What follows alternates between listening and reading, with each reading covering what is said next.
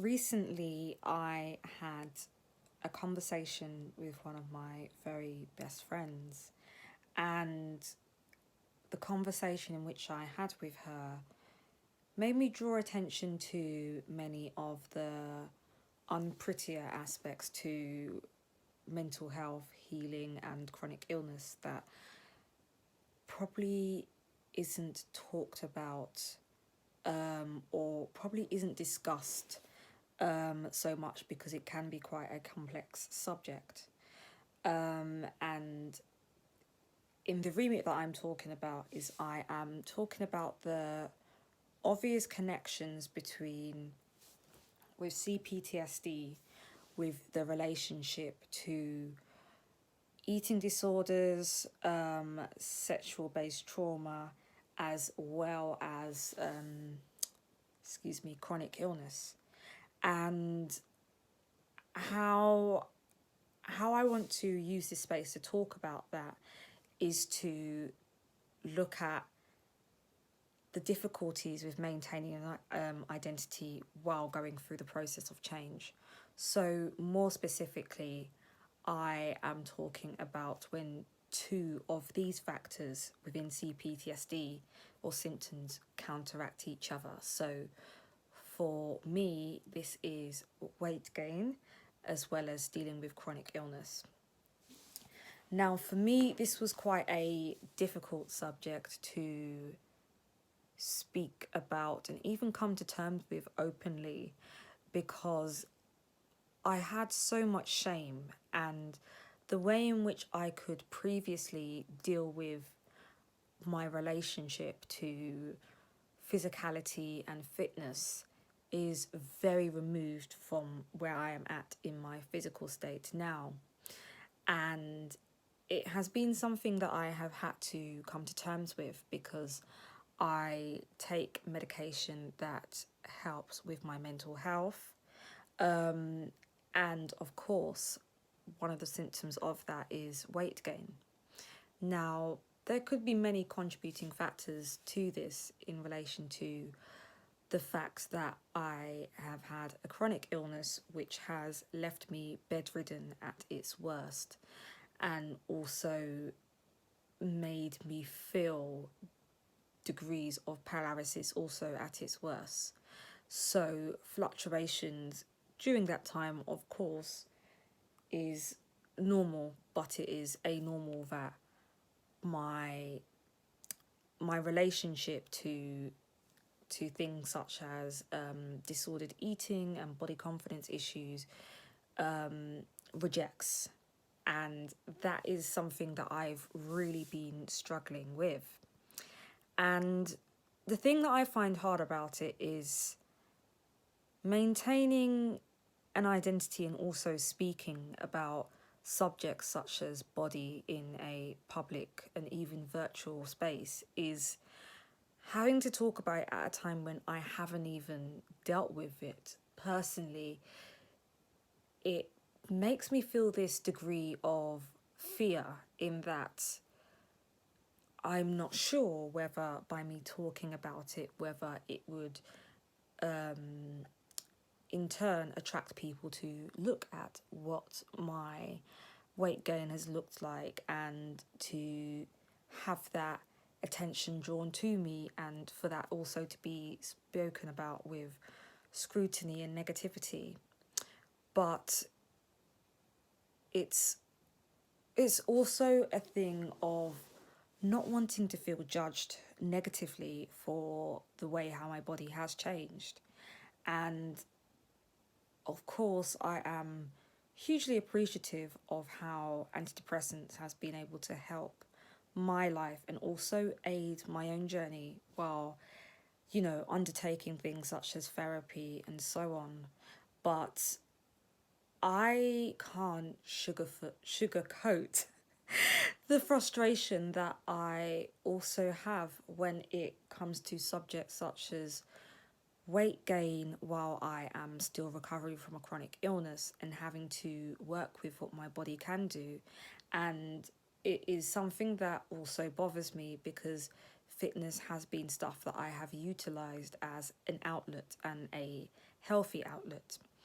And what has been quite difficult in that is not having a physical form of release in those moments where I do find my mental health and my C-PTSD is triggered. You know, I am not able to swim for long periods of time. I am not able to run. I am not able to box in terms of boxing.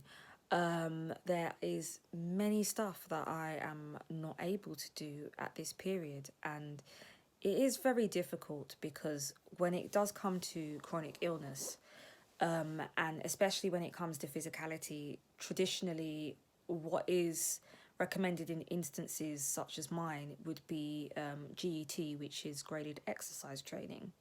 However, your body does need to be at a certain point before that can be prescribed. So for my situation personally, initially I was prescribed. I had like a fitness coach, I had a nutritionist, and I had many of the stuff where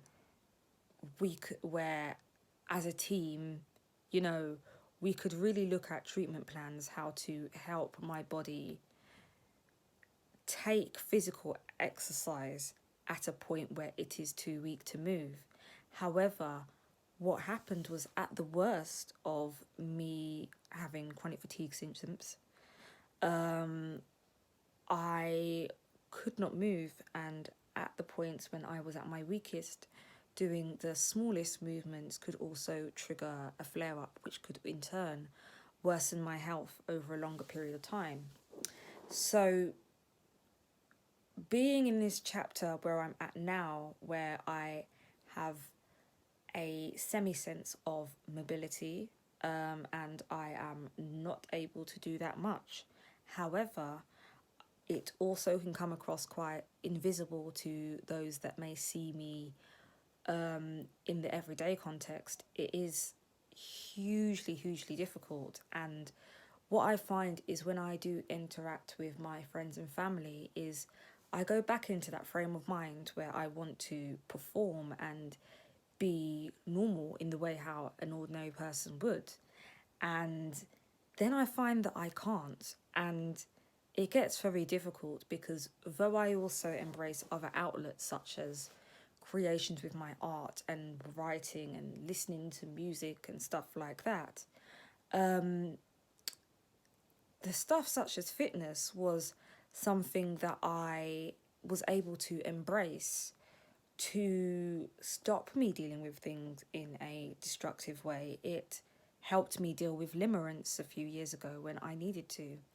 And that was something where I felt like once I had removed that sort of paradigm, I felt lost. And in many ways, I do still feel a little lost. It is difficult to get to that point where disordered eating brain is starting to trickle back in and starting to dictate what my relationship to food is, and where I do find that critical voice starting to come back into my head. However, I also have the physical aspects where I am knowing that I'm slowly able to do more steps. Not too much, I still need to have my rest days, but I am driven. I want to do more. I want to explore more. I want to hug my friends. I want to pick up my cousin, and I want to laugh and laugh with my friends, my mum. I want to go to the clubs and dance for hours and end, and I can't. And that part gets really difficult. There are also other parts that is really stressful, such as relationship to work, and also dealing with the fact that chronic illness, while it's at its worst, for me means that I can't live a life by convention, and it can, of course, come across like it is very luxurious when, you know, when you position it in a space of being in my own bedroom, or when it is positioned within the space of me being able to embrace skincare or meditation or writing or music or so on. But it is also difficult where financial earnings are affected because you can't go out. Normal social cohesion dynamics and stuff like that are very much affected, because if everyone else is working a normal work day or is able to go to birthday celebrations, parties, christenings, whatever, I'm not always able to go, and that feels very hard. And then also not meeting social expectations, and that also feels very hard. So there's also those factors where it puts me on that frame where I want to push to do more. And another aspect of where it becomes difficult is, even though there is chronic illness, my actual brain, while I do mentally and physically shut down during flare-ups, I have that brain that is still from my life before chronic illness.